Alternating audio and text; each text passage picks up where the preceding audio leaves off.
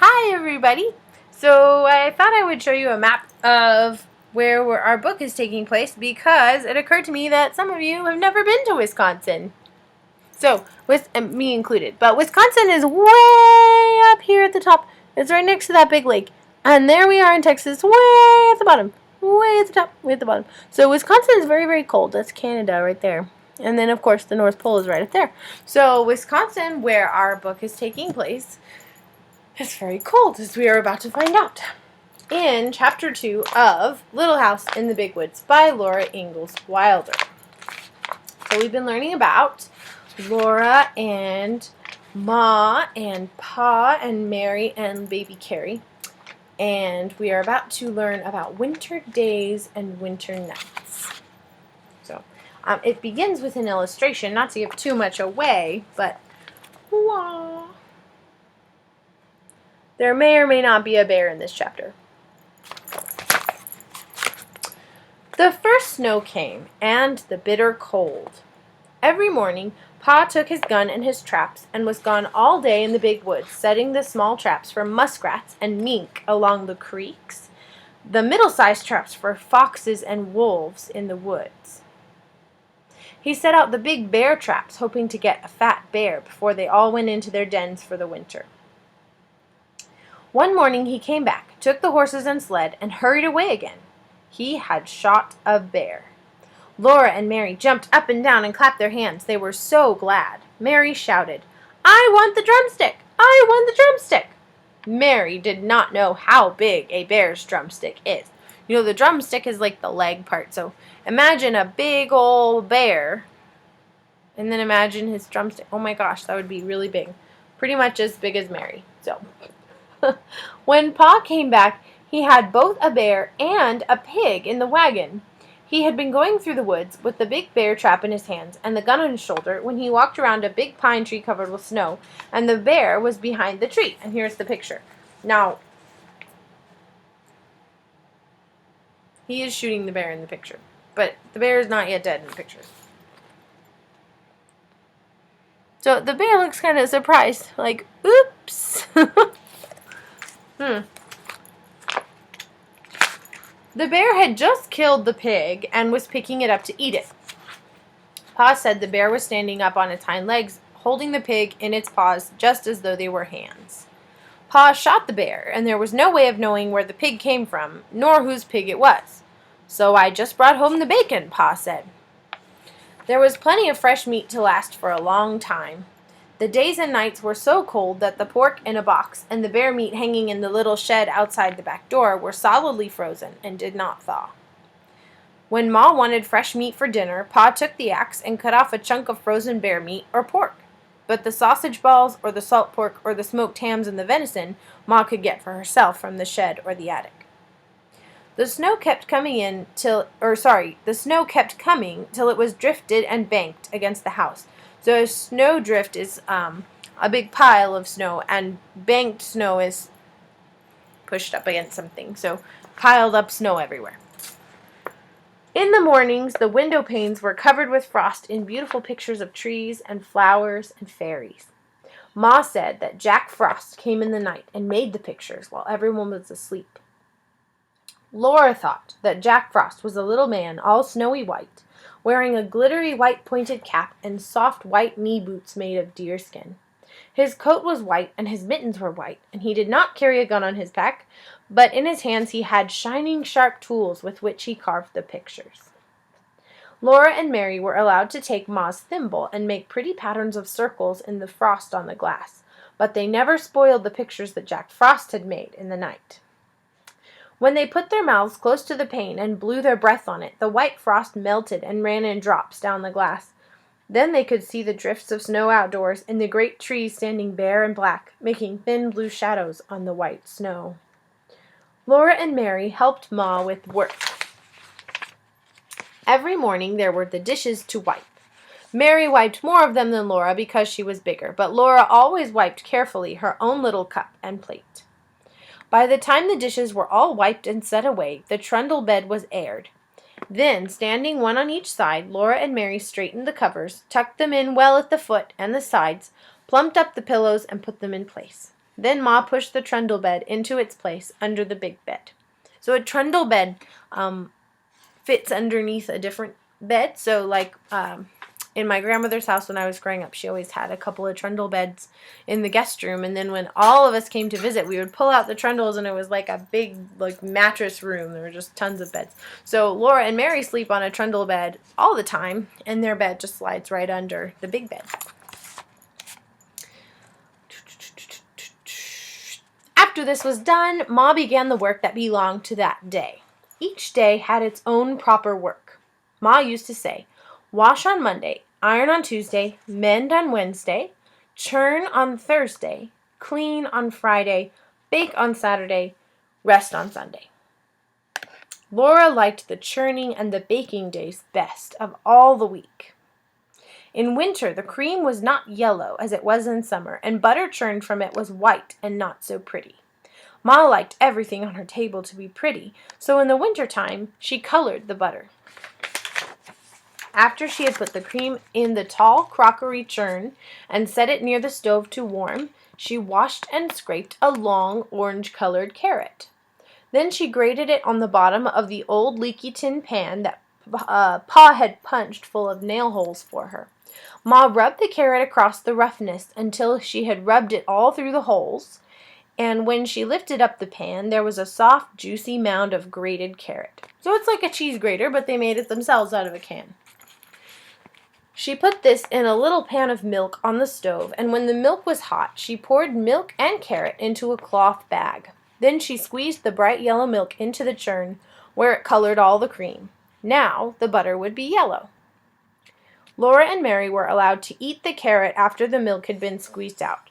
Mary thought she ought to have the larger share because she was older, and Laura said she should have it because she was littler. But Ma said they must divide it evenly. It was very good. When the cream was ready, Ma scalded the long wooden churn dash, put it in the churn, and dropped the wooden churn cover over it. The churn cover had a little round hole in the middle, and Ma moved the dash up and down through the hole. So this is the churn. Here's the dash, and then the churn cover. And the dash has another piece at the bottom. It's not just a stick, and the piece at the bottom is what actually moves the milk around and makes the butter.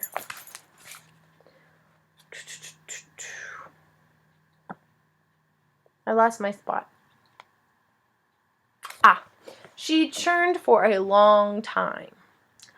Mary could sometimes churn, while Ma rested, but the dash was too heavy for Laura. At first, the splashes of cream showed thick and smooth around the little hole. After a long time, they began to look grainy. Then Ma churned more slowly, and on the dash there began to appear tiny grains of yellow butter. When Ma took off the churn cover, there was the butter in a golden lump, drowning in buttermilk. Then Ma took out the lump with a wooden paddle into a wooden bowl, and she washed it many times in cold water, turning it over and over and working it with the paddle until the water ran clear. After that, she salted it. Now came the best part of the churning. Ma molded the butter. On the loose bottom of the wooden butter mold was carved the picture of a strawberry with 2 strawberry leaves. With the paddle, Ma packed butter tightly into the mold until it was full. Then she turned it upside down over a plate and pushed on the handle of the loose bottom. The firm little pat of golden butter came out with the strawberry and its leaves molded on the top. Laura and Mary watched, breathless, one on each side of Ma, while the golden little butter pats, each with its strawberry on top, dropped onto the plate as Ma put all the butter through the mold. Then Ma gave them each a drink of good, fresh buttermilk, which I think is disgusting. Have you tasted buttermilk? It is so gross. But maybe it's different when they make it with like milk and make it into butter. I don't know, but some people like it. I like buttermilk pancakes, but not to drink. But on Saturdays, when maybe the next time you're in the grocery store, you could find some buttermilk. It's right next to the regular milk. But now you know what it is. It's the milk that's left over when you make butter. So, on Saturdays, when Ma made the bread, they each had a little piece of dough to make into a little loaf. They might have a piece of cookie dough, too, I'm so sorry. Holy, I'm always yawning in these videos. I'm sorry. It's because it's nighttime. They might have a bit of cookie dough too to make into little cookies, and once Laura even made a pie in her patty pan. After the day's work was done, Ma sometimes cut paper dolls for them. She cut the dolls out of stiff white paper and drew the faces with a pencil. Then, from colored bits of paper, she cut dresses and hats, ribbons and laces, so that Laura and Mary could dress their dolls beautifully. Sorry. But the best time of all was at night, when Pa came home. He would come in from his tramping through the snowy woods with tiny icicles hanging on the ends of his mustaches. He would hang his gun on the wall over the door, throw off his fur cap and coat and mittens, and call, "Where's my little half pint of sweet cider half drunk up?" That was Laura, because she was so small. Laura and Mary would run to climb on his knees and sit there while he warmed himself by the fire. Then he would put on his coat and cap and mittens again and go out to do the chores and bring in plenty of wood for the fire. Sometimes, when Pa had walked his trap lines quickly because the traps were empty, or when he had got some game sooner than usual, he would come home early. Then he would have time to play with Laura and Mary. One game they loved was called Mad Dog. Pa would run his fingers through his thick brown hair, standing it all up on end. Then he dropped on all fours, and growling, he chased Laura and Mary all around the room, trying to get them cornered where they couldn't get away. Here's a picture. So, in the picture, Mary has blonde hair, and Laura has brown hair. And there's Pa. He's scary looking. They were quick at dodging and running, but once he caught them against the wood box behind the stove. They couldn't get past Pa, and there was no other way out. Then Pa growled so terribly, his hair was so wild, and his eyes so fierce, that it all seemed real. Mary was so frightened that she could not move, but as Pa came nearer, Laura screamed, and with a wild leap and a scramble, she went over the wood box, dragging Mary with her. And at once there was no mad dog at all. There was only Pa, standing there with his blue eyes shining, looking at Laura. "Well," he said to her, "you're only a little half pint of cider half drunk up, but by jinks, you're as strong as a little French horse." "You shouldn't frighten the children so, Charles," Ma said. "Look how big their eyes are." Pa looked, and then he took down his fiddle. He began to play and sing. "Yankee Doodle went to town, he wore his striped trousies, he swore he couldn't see the town, there were so many houses." Laura and Mary forgot all about the mad dog. "And there he saw some great big guns, big as a log of maple, and every time they turned 'em round it took 2 yoke of cattle, and every time they fired 'em off it took a horn of powder, it made a noise like father's gun, only a nation louder." Pa was keeping time with his foot, and Laura clapped her hands to the music while he sang. And I don't know this part of the song. "And I'll sing Yankee Doodle-dee-o, and I'll sing Yankee Doodle, and I'll sing Yankle Doodle-dee-o, and I'll sing Yankee Doodle." Oh, maybe it's the same tune. "And I'll sing Yankee Doodle-dee-do, and I'll sing Yankee Doodle, and I'll sing Yankee Doodle-dee-do, and I'll sing Yankee Doodle." All alone in the all alone in the wild big woods, and the snow, and the cold, the little log house was warm and snug and cozy. Pa and Ma and Mary and Laura and baby Carrie were comfortable and happy there, especially at night. Then the fire was shining on the hearth, the cold and the dark and the wild beasts were all shut out, and Jack the brindle bulldog and Black Susan the cat lay blinking at the flames in the fireplace. Ma sat in her rocking chair, sewing by the light of the lamp on the table. The lamp was bright and shiny. There was salt in the bottom of its glass bowl with the kerosene, to keep the kerosene from exploding. And there were bits of red flannel among the salt to make it pretty. It was pretty. Laura loved to look at the lamp, with its glass chimney so clean and sparkling, its yellow flame burning so steadily, and its bowl of clear kerosene colored red by the bits of flannel. She loved to look at the fire in the fireplace, flickering and changing all the time, burning yellow and red and sometimes green above the logs, and hovering blue over the golden and ruby coals. And then Pa told stories. When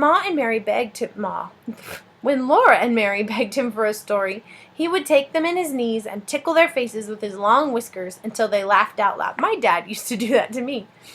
Actually, he still does that to me. His eyes were blue and merry.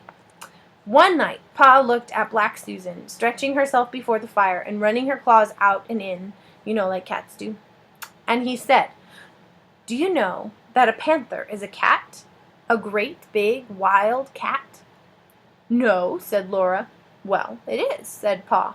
"Just imagine Black Susan bigger than Jack and fiercer than Jack when he growls. Then she would be just like a panther."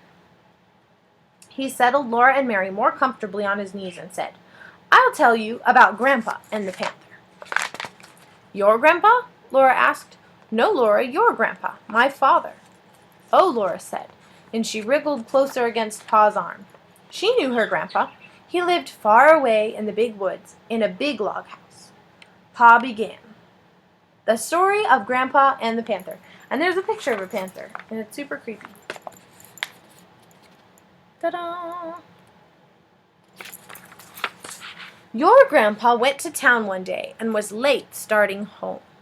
It was dark when he came riding his horse through the big woods, so dark that he could hardly see the road, and when he heard a panther scream, he was frightened, for he had no gun. "How does a panther scream?" Laura asked. "Like a woman," said Pa, "like this." Then he screamed so that Laura and Mary shivered with terror.